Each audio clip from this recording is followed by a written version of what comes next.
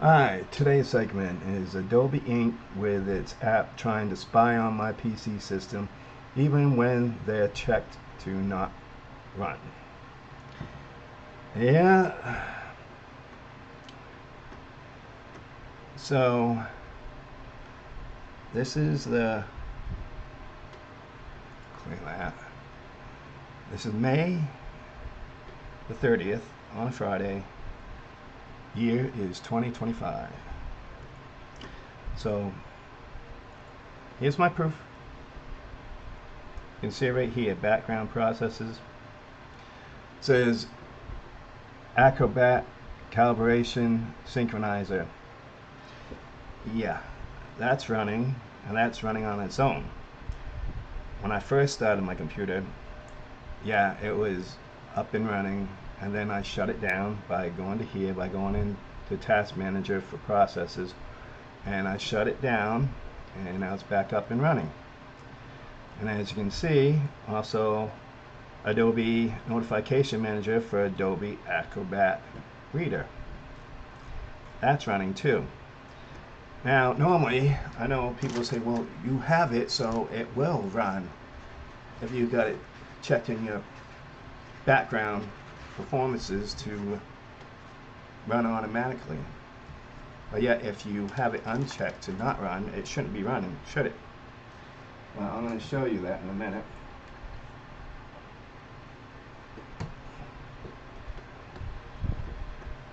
And before I do, I want to check something here. I put show settings at 1080p. Before I do, I want to, yeah, mic is working. Yeah, I just wanted to check that just to make sure, because sometimes it, with PCs these days, sometimes it don't. Or even with the OBS, you got to make sure everything's all checked in. Like here, display, make sure the display monitor is checked in for your display capture. And if you have a video capture, like a camera or whatever, you got to make sure that's accessible and working. And yes, this is working because audio input capture is running because the mic on the camera is running. If I have a Logitech camera, and it's one of the ones that can sit on one of you, like sit on a laptop and be on top of the screen with a laptop and just sit there.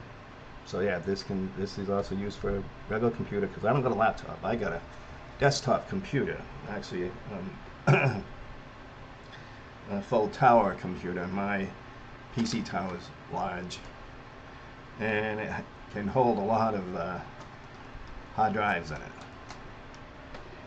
And I have a lot of fans in it, plus I also have a water cooling in there for the CPU.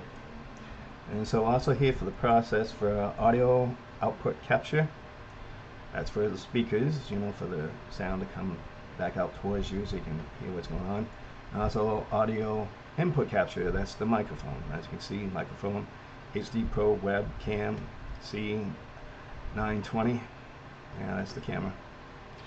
So that's all running. Just wanted to check that off. So yeah, as you can see for the processes here, background processes, that's running for Acrobat Reader, calibration, synchronize, and I already told you that. So now we're going to go to performances. I'm going to show you here. That's the memory startups. Startups, sorry, not performances, startups. Startups, as you can see, Acrobat calibration sync disabled. Have it disabled. And also another thing, AG sync invoker utility disabled. Another thing for Adobe, CC Express X process disabled. And as for Windows AI system, I have that disabled too. I don't want AI taking control of my computer. I don't want AI taking control of my email. I don't want AI in anything I do for applications, no matter if it's an Adobe application, no matter if it's in my Windows operating system, no matter if it's in my email client or email client application that I use for collecting email from the email server. Anything. I don't want AI in anything. I like it being on those websites for doing, for rendering rendering images and stuff. That's pretty cool. Been having fun with that. But anything else, no. No, I don't like it and I don't want it. So as for Copilot for Microsoft, disabled, don't want it, don't need it. I mean, I don't really use Microsoft for doing that stuff.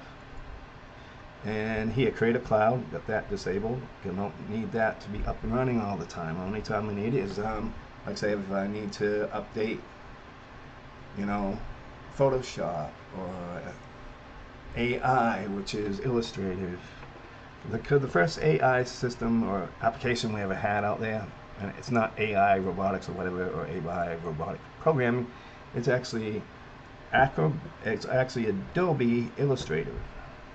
That's the first thing we ever had that's called AI, and that you can do clip art designs and stuff, you know, for logos and whatnot, T-shirt designs, anything, you know, make clip art out of it and stuff, and it's pretty cool. So I have that, and as you can see, I got other things disabled, like Microsoft Copilot again, 360. I have the 360 application, and I don't need that running, so disable that.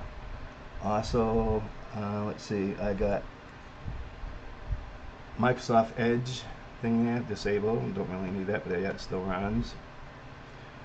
On Microsoft Teams, I don't have anyone I team up with to do my work for doing art for, you know, my t-shirts and stuff. Because if I work with someone else and they're not up to my speed or whatever, or my advancement for art, then they're just gonna make a mess of things. You know, it's just gonna ruin what I'm doing. Because yeah, I did my own painting for Baby Yoda and stuff like that. It actually wasn't Baby Yoda, it was actually something else, but it looks like Baby Yoda. And everyone says it looks like Baby Yoda, so we call it that. And it turned out pretty good. And that's digital hand painting on the computer. Cause I got a Wacom monitor display that has a pen and everything, and a remote control for it, so I can run certain applications like Adobe, Photoshop, and other applications using it. And the pen I can draw on the screen with and even write, so it's pretty cool. And yes, it costs a lot of money. I got two devices that does that. I got the miniature display one that has its own screen and stuff, and you can write on it and stuff, but it has to be connected up to, you know, your computer to do all this stuff. So yeah, so it's like having a miniature screen. And then I got this big one, which is 27 inches, and well, the screen is 27 inches, but the whole unit itself is actually bigger than 27 inches, more like 32 inches, but it's pretty good. But yeah, so yeah, Adobe's been doing this, even though you got the stuff checked off. And if you got the stuff checked off, the application checked off to not automatically run when you start up your computer, it's not supposed to do that. It's not supposed to run, period. The only time it's supposed to run to do anything is when you go to click on the application. So like, I'll show you. And that's just my list for my medication I've been taking for my feet for pain. Because I'm diabetic type 2 and I got neuropathic nerve damage to my feet. They call it numb feet, but yet it seems numb to a point, but yet it's hypersensitivity. I can actually feel the fibers in socks. I can actually feel the fibers of the floor, you know, the rug that I put my feet on. So yeah, and even when I'm sleeping in bed, I can feel the bed, you know, the blanket on top of my feet. Not like I normally used to do when I was normal. Ever since I got this disease and this problem, I can feel the blanket, and it hurts my feet. It bothers my feet. It's like a rug burn, a serious rug burn, really. So, and I was checking out this article about Lindsay Lohan, you know, not living in LA anymore. She's over in Adobe or whatever, and she married an Indian guy. Yeah. Okay, fabulous. So anyhow, I write that down about my medication, you know, what time I take it and stuff, and how many. So anyways, here I got AI Illustrator right here, and I've been using that application on and off. I got Lightroom. Sometimes I use that for adding effects there for certain art pieces I do and stuff for t-shirts, and also for editing photos. I also have Adobe Photoshop 2025 version. That's the new version. Because lately, Adobe ain't really allowing you to have the very oldest versions from before for some reason. I used to have around both of them, the new one plus the old one, to see which ones are, how much they're different. And the old one used to be more stable, but now the new one, they're just more forcing us to use the new one. But yeah, even Adobe right here, Creative Cloud, got that there. So I got all these things here. I also got other applications too that's not actually being shown on here, like Adobe Premiere Pro. That's for editing videos and stuff like that. And you can also edit movies with it, all kinds of things. There's another thing on here that I got for Adobe. I don't know if I can show it on the list. Hang on. Let's see if I can click on this and get the folder, open, file location. It's just giving me all of that. It's not giving me a little list of all the components.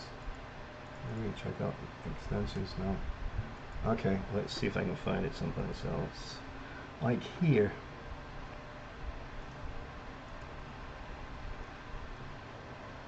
Like right here.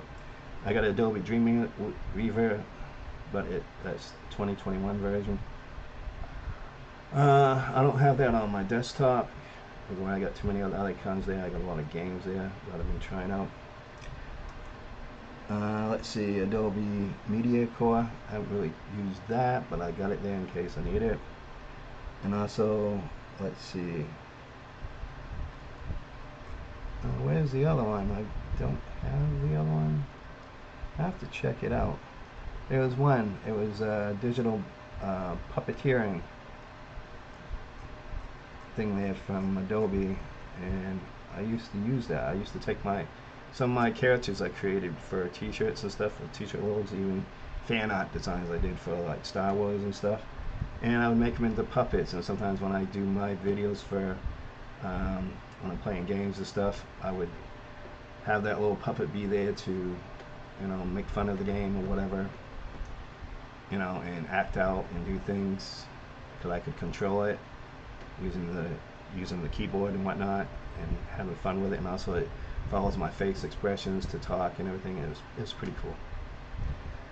So, oh, right there it is. I'm sorry, I do have it, but it's not on my desktop. Character Animator, that's the one, and it's pretty good. It's pretty cool.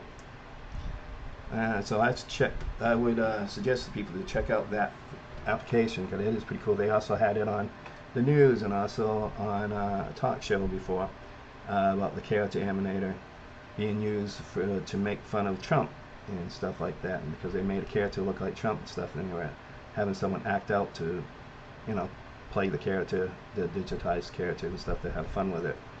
And they also had it on the news to do the news one time. It was kind of cute. So yeah, it was fun.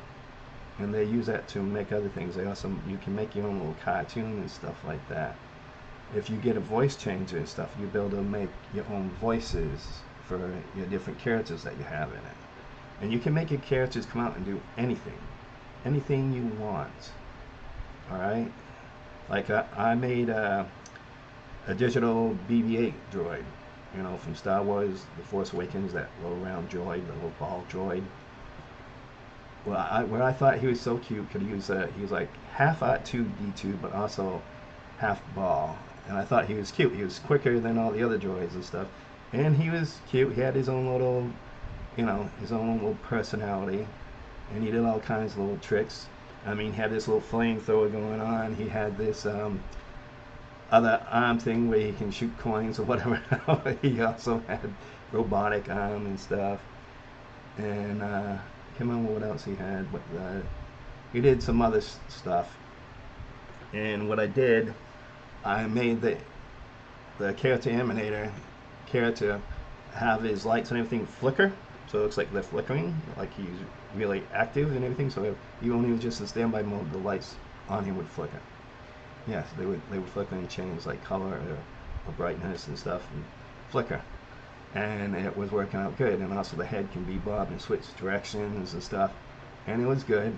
And I also made it so his arms, his robotic arms and stuff with the flamethrower and whatnot would pop out and do things. And also I made it so his body would roll. So if I wanted to roll one direction or the other, it would roll. So yeah, I made him roll. And it was fun. It was fun doing it. And it took a while to do it, but it was fun. Because I was learning the process, and it was great to have him as a character. And I made other characters too. So yeah, so I made a little video of him rolling and stuff, rolling around, and he just was a good character to play with. So yeah, so I had him on a couple of my things. Also I had this little thing to do a little puppet show, you know. But then YouTube came along and took down my stuff. Yeah, for stupid reasons. But anyways, yeah, I just came here to warn you about all this, because sorry, this, like I said, the startups are all disabled for Adobe.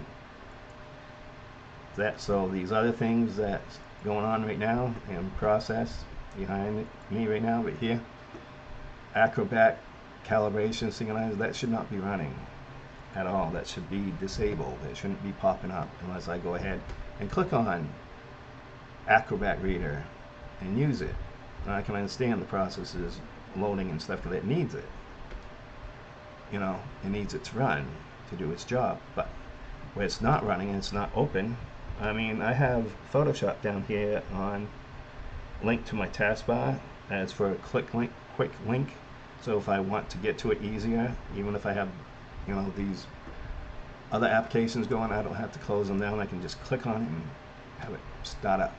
Okay, and that's the only thing I got down there for Adobe tied to my taskbar is that. But this is Acrobat Reader we're talking about. That's still having a process going. Want to know why? Because Adobe is sending signal out from their servers to any computers that's out there to have the process run no matter what. So even if you go and close it, like here, I'm going to close it. Fine. I'm going to also close right here, that one as well. Those are the two that I'm closing. I'm going to check to see if there's anything else from Adobe here that should be shut off as well.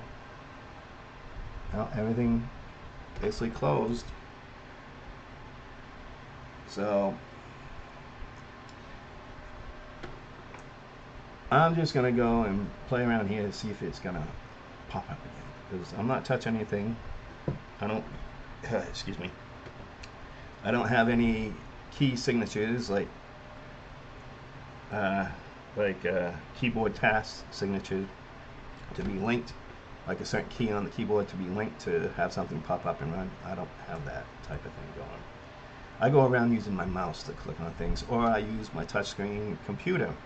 You know, the touchscreen of my monitor here, which is the Wacom monitor, that's touchscreen. Okay? So, things will, you know, activate and stuff if using that. But we can always do this. I'll even show you this. Here. See, I told you I have a pen for this. This is my Wacom tablet because it's for the monitor. So, and you can calibrate it and stuff, but it's already basically calibrated. So here, go to touch, and right now touch is enabled, but I'm not touching anything. Now I'm going to disable it. And as you can see, I'm not sure if you saw that, but it showed the thing to me through the monitor saying touch is off. So I just disabled touch. So I'm not going to go and click on anything with my finger on the screen for anything to open. So we're going to minimize that. I'm going to check to see if anything is popping up to be running yet. No? Okay. Well, we're going to go over the performances here. I want to show you what I got for a computer. See, this is my memory. I got 32 gigabyte memory RAM, and on my motherboard, which is a Jesus motherboard, alright, I have 8 slots for physical RAM to be slotted into. Only 2 of them are taken up, so that's 8, 7. So that means I got 6 slots left that's open to put more memory. And the more memory you get on your computers, let's say for your computer, that's, you know, desktop computers, towers, whatever, the more memory slots you have on the motherboard and stuff, that means more bandwidth, more speed your computer is going to have. And that means it's going to have more memory to use for tasks and stuff. So when Windows is supposed to be a multiple task operating system, you should be able to open more than one thing up and use it at the same time. Like right now, I got two browsers open with several different tabs open. Okay, and I'm not going to show you all the tabs either. But anyways, with more memory you got, the more things you'll be able to do. You'll be able to have these browsers open, even play a game at the same time. You can even have more than one monitor going that's connected to the computer at once. Yes, and have different applications on each one going. Say one monitor have a game running, and another one have just browsers open, or another one have some type of other application going for like coding and whatever, or website coding, anything like that, running all at the same time. Not only that, especially where you get the CPUs nowadays. Now let's go to the CPU, because right now I got 32 gig memory running pretty good. It's not using all the memory, but it's doing good. And right here, this is my CPU. It's a AMD Ryzen Threadripper 2920X, and it's a 12-core processor. And yes, it's Windows 11 compatible. That's how come I got Windows 11 going. If it wasn't for that, I wouldn't be able to have Adobe Adobe Photoshop and stuff back on my computer running, because of stupid updates that Microsoft was putting out for Windows 10. It was screwing things up, wasn't keeping things up to date for Windows 10 for me to do my work. So I had to go buy a new CPU for my motherboard. Yeah, my motherboard can hold up to different types of CPU speeds. Yeah, and 12 core, even a 64 core can hold. It can be right up there. So yeah. So anyways, I got 12 core, and I brought it, and then I was finally able to get the updates and go on to Windows 11. And even though Windows 11 sucks worse than Windows 10, it sucks worse than Windows 8. It's more slow and clunkier than those other operating systems, and it doesn't get all the drivers and stuff that they claim that it has, even for VR. I tested out for VR, mind you. Even though I don't like VR, I tested out just to see if it would do it, and it wouldn't.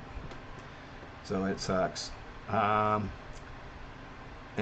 the mainframe and structure of the operating system for Windows 11 is totally different compared to Windows 10 and Windows 8, even Windows 3.1. But yeah, it acts and looks just like Windows 3.1. It's a piece of shit like Windows 3.1, really. I really am serious. It's a piece of crap. But anyways, back to the CPU. So I got an AMD Ryzen Threadripper 12-core processor, and as you can see, it gets 24 logical processes. That means each core for 12 cores, it has so many processes for one core. So where I got 12 cores, and it's running at 3.5 gigahertz base speed, and it can go up to 4.0 gigahertz. So that means that's up to full speed 4.0 gigahertz per core. That means it makes it pretty fast. But the thing is, what really makes your computer slow, it's not the CPU, it's not the memory, it's not the motherboard. Actually, sometimes motherboard can, it depends on what type of motherboard you get, and if the bandwidth and stuff is good on the motherboard, you know, because you got to check out the motherboard's bandwidth as well, besides having how much memory you put on it and stuff, and how many or how high the CPU's cores can go that it can handle and stuff like that. If the motherboard don't have good bandwidth and stuff, that could slow things down. But the thing is, right now, really, ever since, God, ever since years ago, back in 2000, they've been putting a damper on how fast the computer should be going while using their operating system. See, a friend of mine and me, years ago, back in 97, we got together and we put two computers together as one. And we devised our own coding system, our own application to run both of them so they would simultaneously link together and work as one. And it made it to be faster than any CPU that was out there at the time. Because back then they didn't have 2 cores or 4 cores or 8 cores or anything like that. They only had 1 core. And so we actually put 2 computers together and made it so it was working as a dual core processor. Also, it had more memory than any other computer out there for a home computer. So, and we had fun doing it, and it was a great thing. Our applications ran lightning speed, faster, and everything else. But the thing is, what slowed us down is that we had to make a little hack into Windows operating system at the time, and hack it so the timing and stuff would not throw off on the CPUs for their speed, for them to be a double core speed processor. So we had to make a coding hack just to hack it, the timing, so everything would run smooth and also Windows wouldn't crash. Because they have a built-in timer on their operating system for ticks. We call it ticks. To work for your operating system, to work with the CPU, to work with the memory and everything, and with the motherboard. And they can control how fast the computer runs by the operating system. And if it wasn't for the timer, your operating system and everything would be running quicker. A lot quicker, very much a lot quicker. So we had to do that, and everything was quick. But sometimes when we're on certain chat applications, we had to tone it down a bit. So yeah, we controlled our timing and stuff there on our operating system ourselves. And we toned it down a little bit when we were using chat system like Yahoo chat system at the time and stuff. So the chat programs won't crash. Because the chat programs have their own timing and stuff. And their timing was set for the original operating system that it was meant to work with. So where we were editing the operating system to be faster, so the processes, you know, the CPUs and stuff would be quicker. We just didn't go and hack Yahoo to match up the speed. So we had to dim it down a little bit. So when using those, we dim it down a little bit so it wouldn't, you know, so Yahoo wouldn't crash. But yeah, we had it so everything was running. So even when you open up Yahoo, Yahoo popped right up and started running. But the thing is, after a while, the ticks weren't matching up, and Yahoo closed on its own and crashed. So, but also when it came to the games on the system too, if we had games, we played some games, they would end up crashing too. So what we had to go and sort of hack them a little bit, memory hack, and so they would be up to par in speed with our little hack that we made, and it turned out good. So we're able to play the games. Just that when we're on the server, like I said, we're playing a multiplayer game and stuff like that, we seem to be running a lot faster than anyone else, and so it seemed like we were actually cheating to a point, just that our computer was faster. So yeah, so we timed the ticks and stuff like that for the game to be a lot quicker too, to almost match the speed of our operating system, so it wouldn't crash. So it was fun. It lasted. It was only a little test we were doing just to see if it could work. Then after that, we sent our spreadsheets and stuff like that to other places, and guess what? You know, for that worked in CPU chips and stuff and memory. So they took our findings, and then plus I know there was a bunch of other people that was doing tests like that as well, and they sent their data in as well. And that's how come now we got different type of CPUs where you got 2 cores, double cores, 3 cores, we got 4 cores, we got 6 cores, we got 8 cores, we got 12 cores, even more higher than that as well out there for CPUs. So one CPU is actually several different CPUs in one.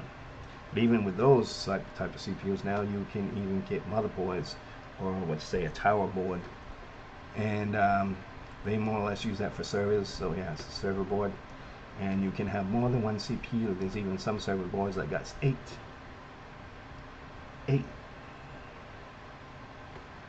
CPUs on it. It's simultaneously working together, with also so much RAM being on it as well. And you have to have the same type of CPU. That means the same type of core, CPU, speed, whatever you put on it and match up, so there won't be no problems. So yeah. So nowadays they got specs for that. They call them servers. Before, years back, the servers actually were running with just one core, just like a regular home CPU. Regular home computer. So,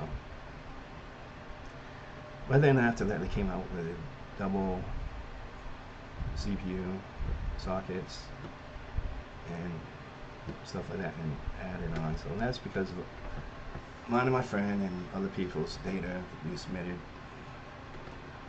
helped to make this all happen.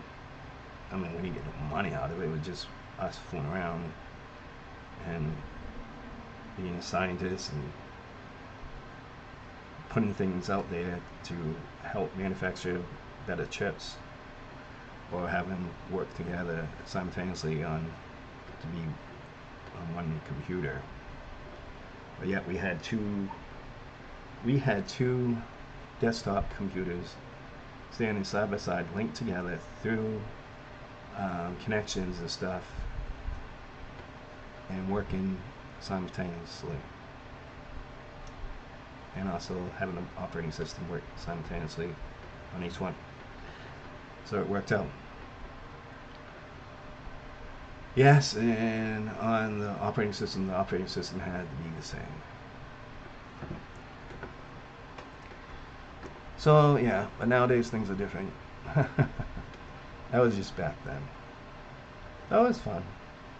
Also, I got a video card here, and everyone calls it GPU now. It's a GPU. A Nevada GeForce RTX 3060, and yes, it has cut cores for doing art and modeling and stuff like that with. Like, you can do model sculpting, 3D model sculpting and stuff like that, and it helps out with that. So it's a pretty good video card. I mean, it goes 12 gigabytes, so it's pretty good. I imagine there's some out there even more higher than 12. That I've seen a couple that's more higher than 12 gigabyte, but for my budget, that's all I could afford was 12. Because 12, that was yeah. You're talking right now, because of the stupid thing for Bitcoin and stuff, Bitcoin mining that people are using, and the Nevada video cards for mining Bitcoin. Alright? So of course Nevada putting the friggin' prices way too much higher than what is really, that's default for the video cards itself, just because of that. And this is stupid. And they say, well, you're mining Bitcoin. No, I'm not. I'm using it for something else. I'm using it for gaming. Excuse me. I'm using it for gaming, and I'm using it for 3D drawing, 3D painting, and also for 3D sculpting, for 3D models, for modeling. Oh, sure you're not doing it for Bitcoin? No, I'm just doing it for that. I don't care about Bitcoin, because Bitcoin ain't a real coin that I can use. In fact, there's not too many places where I live that actually use Bitcoin to buy anything. It's like if you go into Walmart, you really can't use Bitcoin to go into Walmart and buy anything. Because the Walmart store I go to, I don't see anything in there, and they don't ask, do you have Bitcoin? So there ain't nothing there for you to use Bitcoin on. They rather have real dollar bills and real coins or real credit. They don't really consider Bitcoin a real credit currency. You know, with Bitcoin, if the stocks go down on that, guess what? You lose your Bitcoin that's in your Bitcoin wallet. Yeah, I found that out a long time ago, that you'll lose it if the stocks go down. If the stocks go up, you get more, even though you didn't mine more. Like, weird. So it's not like a real dollar. It don't stay with you. Even if you don't spend it, it don't stay with you. You figured once you mined the damn thing that you'll be able to keep it? Nope. So it's not real currency. Sorry to say, it's not. I know there's these places that accept it, but sorry, I don't accept it. And for the things I sell and stuff like that, for t-shirt logos and whatnot, sorry, I don't accept Bitcoin. No, I don't accept fake currency, and that's considered fake currency. So anyhow, let's go back to process and see if that started back up again. Normally it does after a while. No, I have not started back up yet. But give it time, it will. But I just can't stay on here forever. I got some things to do. I gotta put my air conditioner in the window. Well, I got one of those stand-up models, so I just have to put the hose out the window. But I also have to secure it so there ain't no exhaust coming back through the window, and also to make sure no bugs come in through any opening cracks or whatever while it's in the window. Yeah, I don't want bugs coming in because, one, I'm allergic to some bug bites, and I don't want to be bitten by mosquitoes because some mosquitoes carry certain diseases here in the United States, so don't want it. So I got to do that. So yeah, anyway, I just wanted to just put that out there and let you know that yes, Adobe does send signals out to other people's computers to open up those processes to have it run for no reason. And literally, if you got something checked off in your startup for an application or whatever, it should not be starting up on its own or running at all on its own in the background. Like here, I got Adobe Calibration Sync disabled, Adobe CCX Process disabled, Creative Cloud, which is the application that you can download the other applications through Adobe, disabled, so that don't start up right off the bat. I have to click on it to open it up. And so far, that's been starting up sometimes. Not all the time, but sometimes. So right now it's not doing it, but anyhow, anything later on, it's going to start back up, and it's going to be popping up back up here without me even clicking on it to start it up. So let's close this for a minute, and let's just see what's happening here. Oh, that's an armadillo. And he's cooling off by a fan. Smart. Let's just wait a few minutes, see what happens, then I'll open Task Manager back up and see if anything's running. Those things can be sneaky. Girl doing exercise.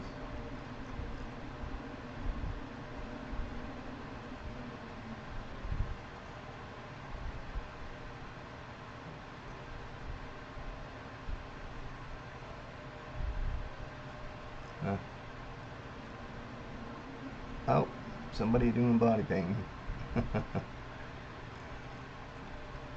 Oh, the Bundys.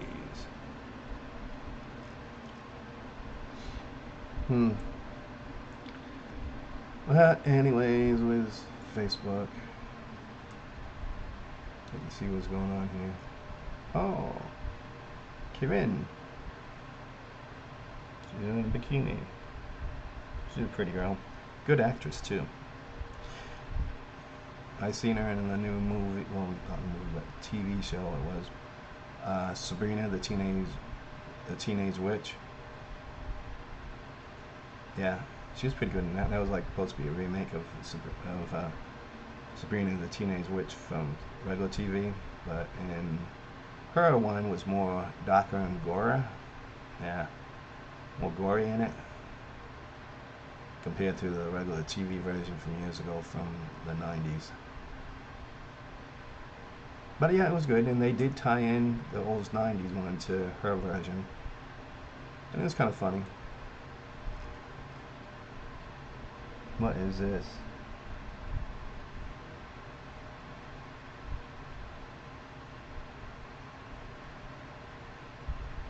Huh.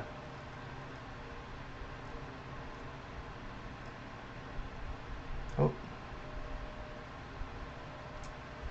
there must be a beef burger with fries. Kara in the movie, or was that just her?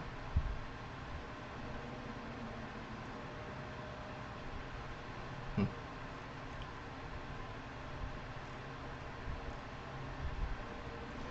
Guy benching. Cucumbers. Nearly 4 dozen people across 18 states are sick with salmonella food poisoning tied to recalled cucumbers, according to federal health officials. The recalled cucumbers grown by Bannier Growers Inc. should no longer be for sale, but were previously sold to 3 Bannier's Farm Fresh Market location in Florida, sent to stores and restaurants. Hopefully it went the one I brought last week. Between April 29th and May 19th. Nope, I brought mine after that.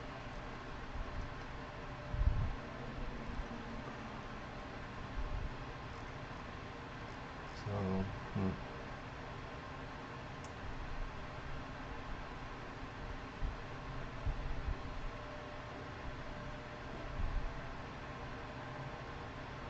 Wow, 14 squatters removed from drug den in southern Maine.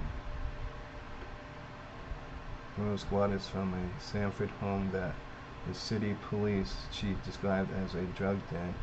A Maine's total covers crew to visit the site. The property spotted a dead rat in the doorway that was the size of a small cat. Wow. Look at all that trash.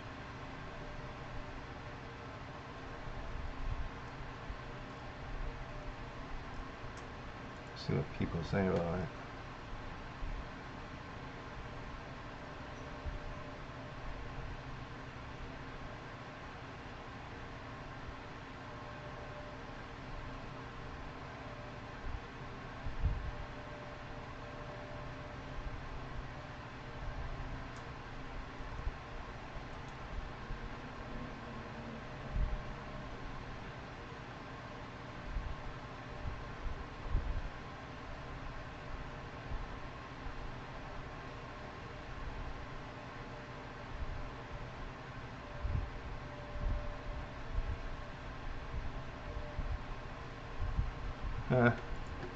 They say different things.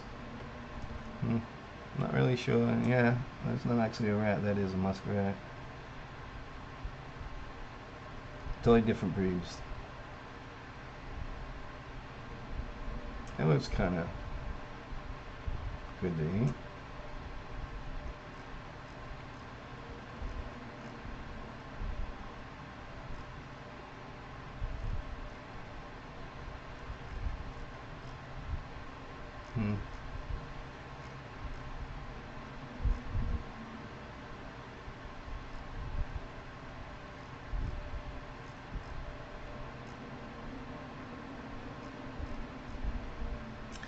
Okay, let's see if it's popped back up yet.